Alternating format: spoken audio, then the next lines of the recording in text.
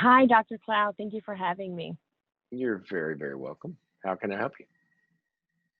Um, so first of all, thank you so much for you and all your resources and your wisdom because you've helped me so much in the past couple of years. I can't even Oh, explain. So it's an honor to speak to you. well, So I'm gonna give you glad a it's little been bit of helpful. context before oh, thanks. So I'm gonna give a little bit of context. My mom is 70. She just recently got diagnosed with chronic pancreatitis. So it's not cancer where there's imminent life-threatening, death around the corner. It's not that serious, but it is a serious illness. It's not considered to have a um, cure for it, and so it needs to be treated. If not, it can progressively keep getting worse. And so when I told her what was going on, the doctor spoke to me and I spoke to her. I translated for her. She basically, her answer was, "Well, I know why this is happening because my end is near." And so very like a defeatist attitude. And so I'm a fighter, and that's the complete opposite of what I would do in that situation. And so I was frustrated. Just the thought of losing my mom to losing her, of her dying, makes me want to cry. I know there's a little codependency there, but it really is Well, painful just to even think about it and to see sure. that she doesn't even want to fight. Like, in other words, where's the fight of this woman of faith? She's been such a woman of faith.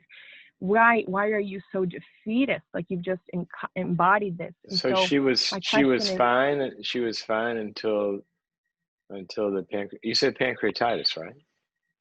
yes, it's called chronic pancreatitis. And so there's so much damage to the pancreas that it's not functioning the way it should. And so there are some things that can be done. However, it doesn't have a cure. And so it can cut years off of your life. She said, she's been talking about death for a year, almost like preparing us. It's been the weirdest thing to just listen to her. And Okay, and so how the fact that and that was her before, response. when you say she's been talking about it, you mean after she got sick?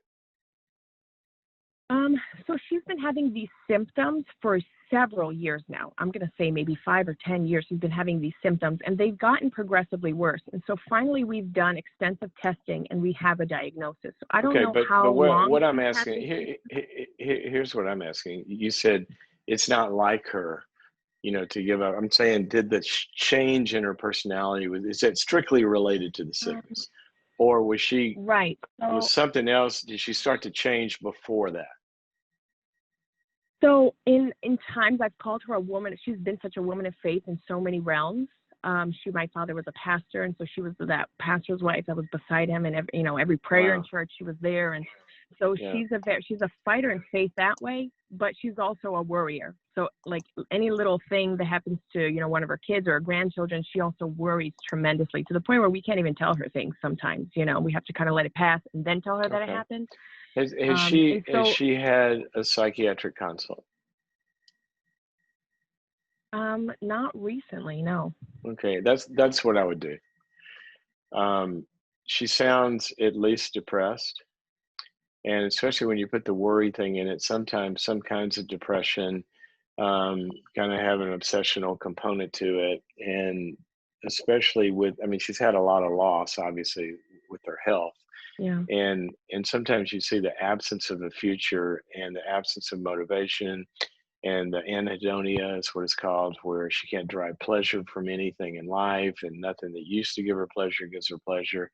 She's also lost purpose because she can't do Mm, the helping things that she did for a long time, and serving in the yeah. church and all that. So I would really, really, really want a psychiatrist to evaluate her. If she may be, sometimes, I've seen sometimes when the depression gets treated, I've seen people just really turn around and they get to fight back, and it amazes Yeah. you. I don't know if that's all that's wrong, but that's what I would do. I'd get a good psychiatrist in the mix, and maybe Wow. uh, I was going to say geriatric, but it does a good psychiatrist. That is exactly what I would do, like today.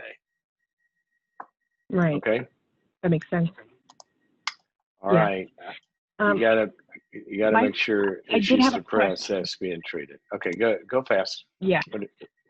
my role now, because that's the first thing I definitely want to do is support her with, a psychiatrist. However, how do I, because I can't seem to connect because I'm so opposite in that realm of thinking. How Yeah. can I support her during this time and even be an influence if I feel like I can't even connect to her and I'm frustrated because she's taken on this? Yeah. Do you remember when Jethro came to Moses and said, Moses, you're going to wear yourself out. You need to get some other people, and I'm going to take the spirit Yeah. that, the spirit that was on Moses and distribute it in some other people to help out here.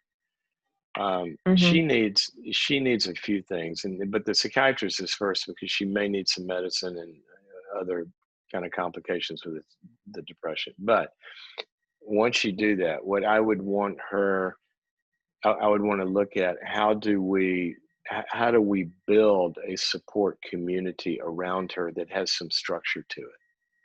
Because right now, if you're kind of holding her up emotionally, and really you can't even do that because it's too big, there's going to be some things that she needs to learn about coping with a chronic illness, for example.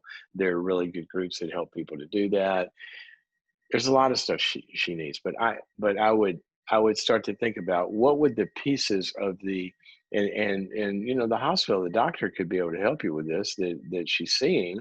I'm sure that there are, especially where do you live? It just as a state, if you're near some metropolis, there's going to be through the hospital, all sorts of support groups and things for this as well. So that's what I would do. And in terms of you relating to her specifically, in your question, I would empathize. I'd say, Mom, it is hard, and I can see why you're giving up hope. But I've come up with some steps I think that we can take, and all I want you to do is agree to go with me, okay? And then just engage her in the process. And just empathize with the way you feel, or she'll empathize with the way she feels. You can empathize but not agree, okay? And you don't even have to say, I don't agree. Yeah, Mom, I can see why it feels that way. Well, why don't we go do this? Why don't we go try this? Why don't we go do this? And so you empathize and redirect her into the activities that are going to help bring her out of this. Makes sense. Okay? And God bless you for taking care of your mother. We need Thank everybody. Why can't we take care of our own a lot of times, and so important. So thank you for being a model to lots of people. Appreciate your call. You.